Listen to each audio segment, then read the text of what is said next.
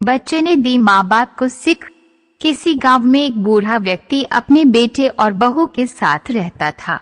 परिवार सुखी संपन्न था, किसी तरह की कोई परेशानी नहीं थी।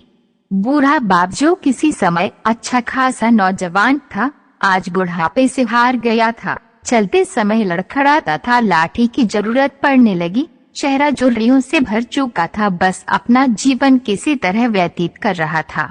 घर में एक चीज अच्छी थी कि शाम को खाना खाते समय पूरा परिवार एक साथ टेबल पर बैठकर खाना खाता था। एक दिन ऐसे ही शाम को जब सारे लोग खाना खाने बैठे, बेटा ऑफिस से आया था, भूख ज्यादा थी सो जल्दी से खाना खाने बैठ गया और साथ में बहू और उसका एक बेटा भी खाने लगे। बूढ़े हाथ से ही थाली उठाने को हुए, थाली हाथ से छिटक गई, थोड़ी दाल टेबल पे गिर गई।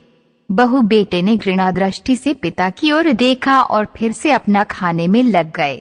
बूढ़े पिता ने जैसे ही अपने हिलते हाथों से खाना खाना शुरू किया तो खाना कभी कपड़ों पे गिरता, कभी जमीन पर। बहू चिढ़ते हुए कहा, हे राम, कितनी गंदी तरह से खाते हैं, मन करता है इनकी थाली किसी अलग कोने में लगवा देते हैं। बेटे ने भी ऐसे सिर हिलाया जैसे पत्नी की बात से सहमत हो। उनका बेटा यह सब मासूमियत से देख रहा था। अगले दिन पिता की थाली उस टेबल से हटाकर एक कोने में लगवा दी गई। पिता की डबडबाती आंखें सब कुछ देखते हुए भी कुछ बोल नहीं पा रही थी।